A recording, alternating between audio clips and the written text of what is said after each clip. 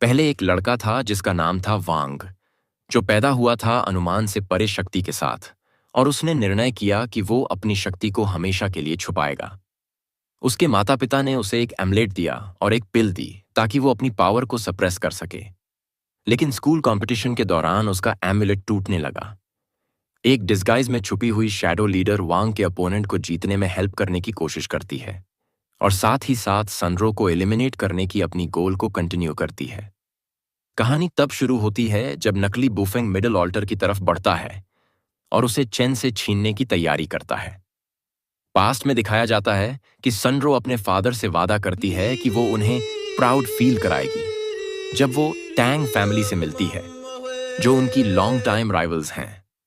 दोनों बच्चों के फादर अपने बच्चों पर प्राउड फील करते हैं जब वो नॉलेज के बैटल में compete करते हैं। उनका ड्यूल बहुत इंटेंस होता है क्योंकि ये सिर्फ नॉलेज की लड़ाई नहीं बल्कि फैमिली ऑनर की वॉर होती है। प्रेजेंट में वापस सनरो ऑल्टर ऑफ फायर लेने की कोशिश करती है, लेकिन एक एक्सीडेंट होता है और हागो का अटैक उसे रोक देता है। उस मोमेंट में सनरो को बस अपने पिता की याद आती है और ये सोचती है कि उनकी फैमिली कभी टैंग फैमिली से हार नहीं सकती। टैंग आता है ऑल्टर ऑफ फायर को डिफेंड करने और मिसी पॉइंट आउट करती है कि सनरो वो सोर्ड यूज करके ऑल्टर लेने की कोशिश कर रही है जिसे वो कंट्रोल करती है, लेकिन उसे एक्चुअली उस सोर्ड को हाथ में पकड़ना होता है ऑल्टर कैप्चर करने के लिए। सनरो ये रियलाइज करती है और ऑल्टर की ओर बढ़ती है, लेकिन टैंग की सोर्ड स्पिरिट अचानक प्रकट होती है और उसकी एक सोर्ड को तोड़ देती है। टैंग उसकी कोशिश की तारीफ करता है, लेकिन यह भी कहता है कि अब उनका जीतना बिल्कुल इम्पॉसिबल है। जांग खुशी से टैंग की तारीफ करता है, लेकिन टैंग कहता है कि वो और ऑल्टर्स चाहता है ताकि वो सनरो को एक ओवरवेलमिंग विक्ट्री से एम्बैरस कर सके। सनरो रियलाइज करती है कि टैंग का प्लान ये है कि वो उनके कंट्रोल में आए 2 ऑल्टर्स को छोड़ दे ताकि बुफेंग वो ऑल्टर ले सके जो चेन कंट्रोल करता है, और फिर वो लोग वांग के पास जा सके। वो जानती है कि वो ट्रांसफॉर्म्ड वांग को हरा नहीं सकती, लेकिन अगर वो किसी और ऑल्टर को लेने जाता है तो बाय वो वाला ऑल्टर कैप्चर कर सकती है जिसे वैंग छोड़ देता है। इस तरह वांग कुछ भी करे उसका कोई असर नहीं पड़ेगा और टैंग की जीत पक्की हो जाएगी। सनरो को ऑल्टर ऑफ फायर कैप्चर करना होगा और चेन को भी किसी भी कीमत पर अपना ऑल्टर डिफेंड करना होगा अगर उन्हें जीतना है। हम देखते हैं कि नकली बुफेंग चेन पर हमला करता है, लेकिन चेन क्लेवरली अटैक से बचता है क्योंकि उसे लड़ने की जरूरत नहीं, सिर्फ ऑल्टर को बचाना है। डिस्गाइज्ड लुइन चेन का मजाक उड़ाती है और चेन को अपने बचपन की याद आती है जब उसके पिता उसे कावर्ड कहते थे और चेन कभी भी अपने पिता जैसा नहीं बनना चाहता था। डिस्गाइज्ड लुइन अपनी रियल पावर यूज नहीं कर सकती क्योंकि वो अपनी आइडेंटिटी रिवील नहीं करना चाहती और उसे सिर्फ बुफेंग के क्लोज रेंज अटैक्स पर डिपेंड करना पड़ता है। ऑब्जर्वर्स ध्यान से देख रहे होते हैं और यी को लगने लगता है कि बुफेंग शायद जानबूझकर होल्ड बैक कर रहा है। नकली बुफेंग नोटिस करता है कि ऑल्टर ऑफ मेटल के चारों ओर शार्प मेटल लीव्स हैं और वो अपनी नेगेटिव एनर्जी एबिलिटी के साथ उन्हें यूज करके लॉन्ग रेंज अटैक बनाता है, जो आखिरकार चेन को हिट करता है। चेन के बचपन की एक और झलक दिखती है जब वो अपने पिता की इंटेंस ट्रेनिंग को फेस करता है और ये सब उसे अब काम आता है। जैसे जैसे बुफेंग का अटैक और पावरफुल होता है, टैंग फ्रस्ट्रेट हो जाता है कि बुफेंग को ऑल्टर ऑफ मेटल लेने में इतना टाइम क्यों लग रहा है। सनरो हागो से कहती है कि उसे अकेले हैंडल करने दो।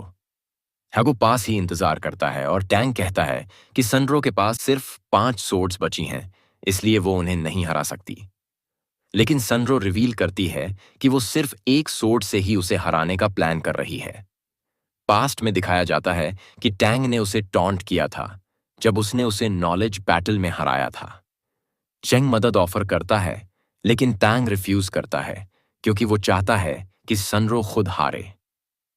ऑल्टर ऑफ वाटर पर बाय देखती है कि वांग पीसफुली ऑल्टर को प्रोटेक्ट कर रहा है और उसे लगता है कि उनकी विक्ट्री गारंटीड है। ऑल्टर ऑफ मेटल पर चेन हार जाता है, लेकिन फिर भी ऑल्टर को कैप्चर नहीं करने देता और बुरी तरह घायल हो जाता है। स्पेक्टेटर्स सिर्फ देख सकते हैं जबकि चेन एगनी में चिल्लाता है और वांग के पिता कंपटीशन रोकने की गुहार लगाते हैं। मिसी एक्सप्लेन करती है कि वहां गार्ड्स हैं जो किसी को मरने नहीं देंगे, लेकिन टैंग सुनरो का मजाक उड़ाता है क्योंकि वो क्लियरली आउटमैच्ड है और चेन अपने हाथ खो देने के बावजूद ऑल्टर डिफेंड करता रहता है। टैंग को बाय से मैसेज मिलता है जो एक्सप्लेन करता है कि दो स्पिरिचुअल फोर्सेस बर्स्ट करने लगी हैं और वो सोचता है ये सनरो है, लेकिन असल में वो हागो और चेन है। प्लान रिवील होता है। हैगो ने सनरो को बताया था कि उसका सोर्ड स्पिरिट बहुत पावरफुल है, लेकिन उसे बनाने के लिए और स्ट्रॉन्ग सोर्ड स्पिरिट्स चाहिए। सनरो ने अपना सोर्ड स्पिरिट सैक्रिफाइस कर दिया था ताकि हागो उसे यूज कर सके। टैंग उसका मजाक उड़ाता है कि वो दूसरों पर डिपेंड कर रही है, लेकिन चेन और हैगो डिफीट के कगार पर भी पावरफुल अटैक्स अनलीश करते हैं। टैंग अब रियलाइज करता है कि सनरो अब वो नहीं रही जैसी वो बचपन में थी। सनरो और चेन दोनों अपने फादर से माफी मांगते हैं और कहते हैं कि उन्होंने अपना रास्ता खुद चुन लिया है। फिर अनाउंसमेंट होती है कि ऑल्टर ऑफ मेटल कैप्चर नहीं हुआ क्योंकि बुफेंग सोर्ड होल्ड नहीं कर पाया।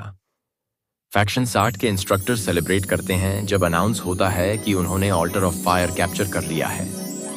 मिसी मानती है कि अब उनके पास ज्यादा ऑल्टर्स हैं, लेकिन ये भी कहती है कि उसके स्टूडेंट्स पॉइंट्स में लीड कर रहे हैं। लेकिन फिर शॉकिंग अनाउंसमेंट आता है कि फैक्शन 60 ने ऑल्टर ऑफ वुड भी कैप्चर कर लिया है। वैंग ने किया था और अब उनकी टीम के पास 4 ऑल्टर्स हैं।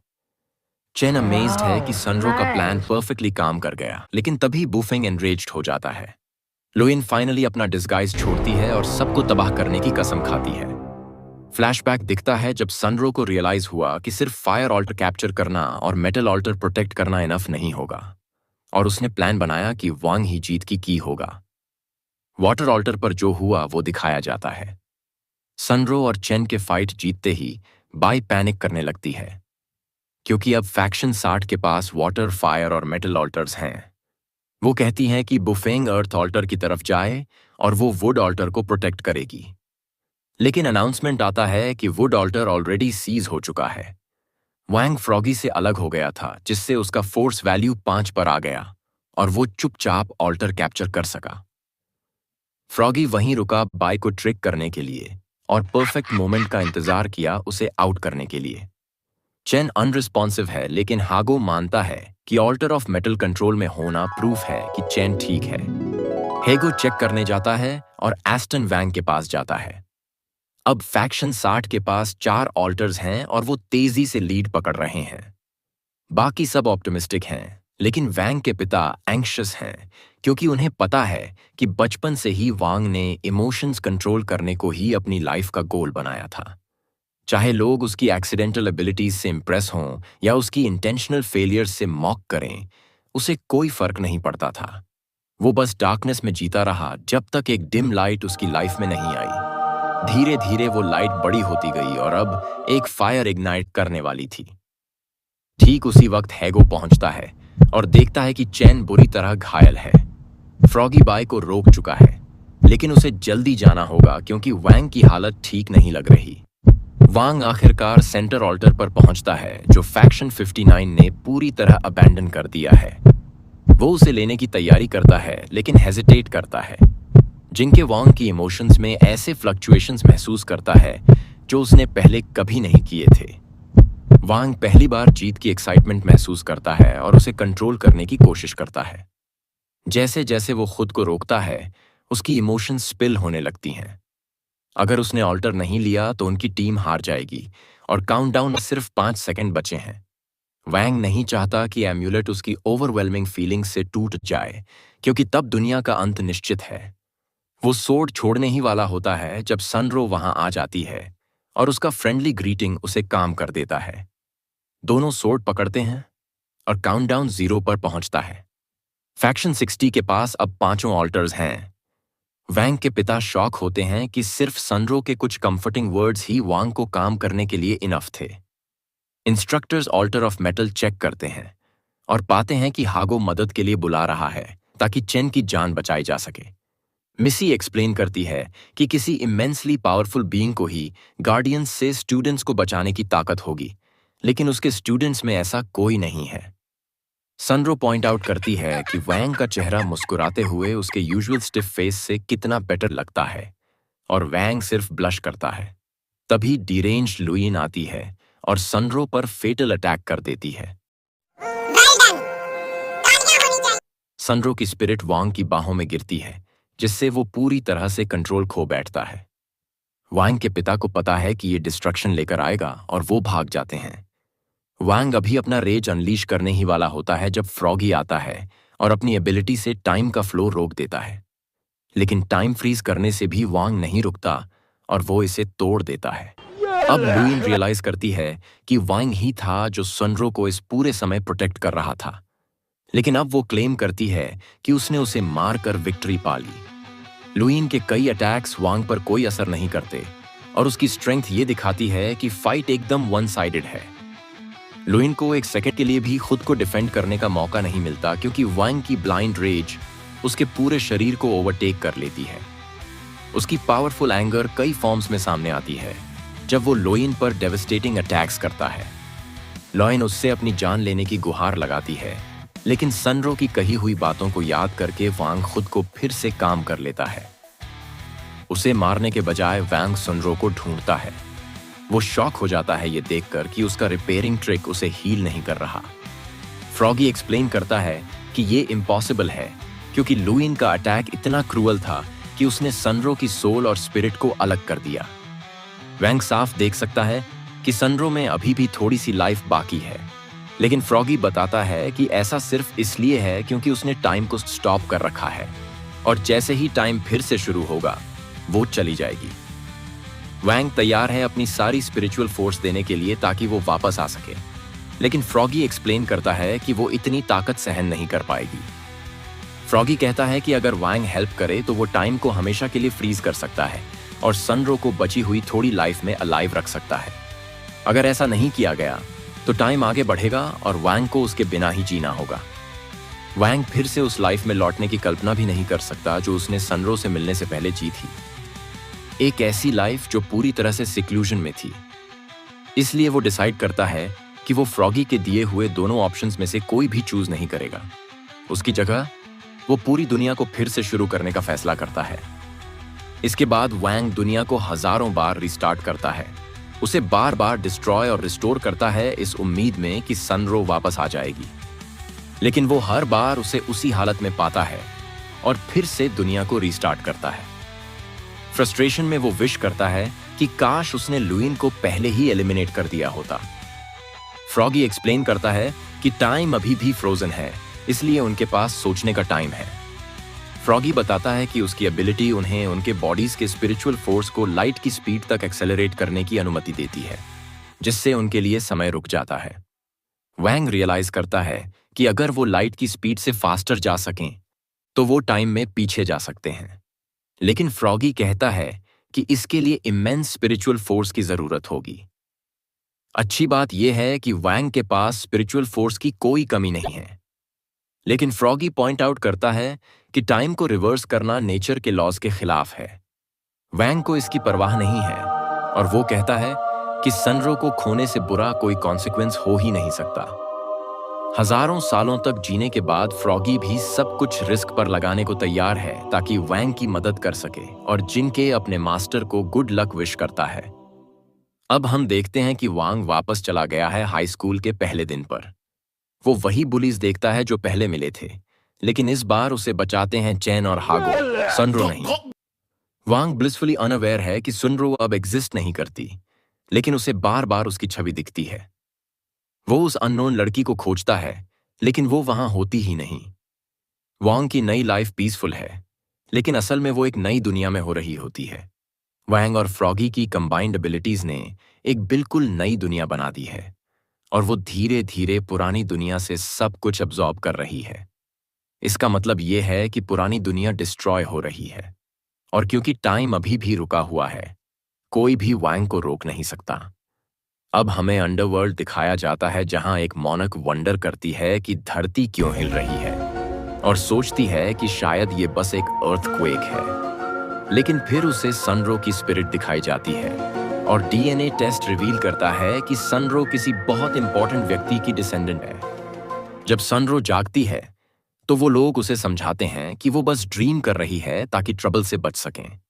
तभी एक स्काउट इन्फॉर्म करता है कि कुछ बहुत बुरा हो रहा है। वांग की दुनिया में वापस वो फिर से वही इमोशनलेस वांग बना रहता है जैसा वो पास्ट में था।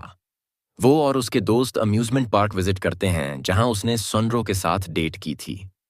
एक फ्यूचर टेलिंग स्टैच्यू रिवील करता है कि चेन उस सेमेस्टर में कई क्लासेस फेल करेगा और हागो को 30 साल की उम्र तक प्यार नहीं मिलेगा। लेकिन वांग की कोशिश स्टैच्यू को डैमेज कर देती है।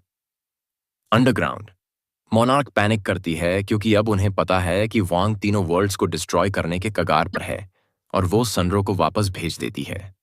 जिनके शॉक होती है ये देखकर कि सनरो की स्पिरिट उसके बॉडी में वापस आ गई है और वांग एक फेरिस व्हील पर आता है। उसे पूरा यकीन है कि ये उसकी पहली बार है वहां आना, लेकिन उसे अजीब सा लगता है जैसे वो पहले वहां आ चुका है। वांग सोचता है कि ये शायद किसी खास के साथ हुआ था, लेकिन उसके दोस्त उसे बस एंजॉय करने के लिए कहते हैं। जिनके सुनरो को सब कुछ एक्सप्लेन करती है जो हुआ था और वो सुनकर शॉक हो जाती है कि वांग ने बस उसे वापस लाने के लिए पूरी नई दुनिया बना डाली। लेकिन अगर उन्होंने वांग को टाइम पर नहीं जगाया तो पुरानी दुनिया डिस्ट्रॉय हो जाएगी। जिनके कहती है कि उसे ही वांग को जगाना होगा। वांग समझ नहीं पाता कि वो इतना सैड क्यों है, लेकिन उसे इतना जरूर लगता है कि उसकी लाइफ में कुछ बहुत इंपॉर्टेंट मिसिंग है। जिनके सोचती है कि क्या सनरो इस बात से डरती है कि वो एक दुनिया को डिस्ट्रॉय कर रही है, लेकिन सनरो कहती है कि to love is to destroy the world. वो वांग को जगाने के लिए ऊपर चढ़ना शुरू करती है और वांग की नई दुनिया को प्रोटेक्ट करने वाली ऑटोमेटिक डिफेंसेस से लड़ती है। अटैक्स और डेंजरस होते जाते हैं, लेकिन सनरो हार मानने को तैयार नहीं होती।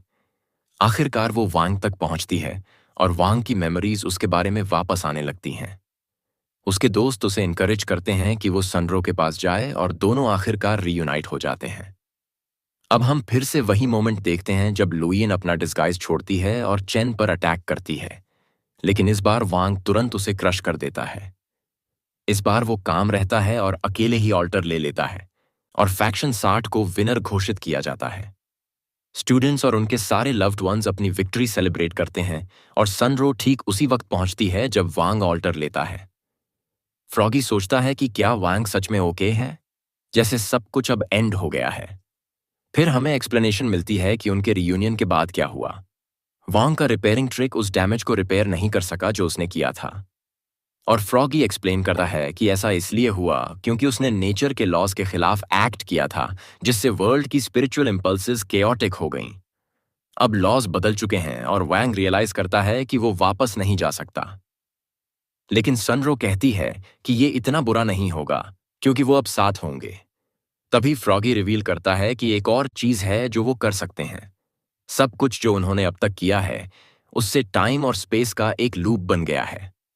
वांग इसे यूज करके टाइम को रिवर्स कर सकता है, लेकिन ऐसा करने से सनरो की मेमोरी भी रिवर्स हो जाएगी। सनरो एक्नॉलेज करती है कि दुनिया को बचाना ज्यादा इंपॉर्टेंट है और वांग को ऐसा करने के लिए एनकरेज करती है। वो कहती है कि चाहे टाइम कितना भी बदले, उसके वांग के लिए फीलिंग्स टाइम और स्पेस को ट्रांसेंड कर जाएंगी और वो एक बार फिर उसके पास लौट आएगी। इसके बाद हम वापस जाते हैं उस मोमेंट पर जब वांग की टीम ने कंपटीशन जीत लिया था और वांग का फादर आता है उसके गले में नया एम्यूलेट पहनाने। फ्रॉगी वांग को रिमाइंड करता है कि नया एम्यूलेट मतलब फिर से उसकी इमोशन सील हो जाएंगी और उसका सनरो के साथ रिलेशनशिप ठंडा पड़ जाएगा। वांग एक्सप्लेन करता है कि उसे सिर्फ दुनिया की सेफ्टी की परवाह है और फिर उसके गले में नया सील लगाया जाता है। Thanks for watching part 5। और यहीं ये वीडियो खत्म होती है। याद रहे, लाइक और सब्सक्राइब जरूर करें और अगली बार फिर मिलते हैं।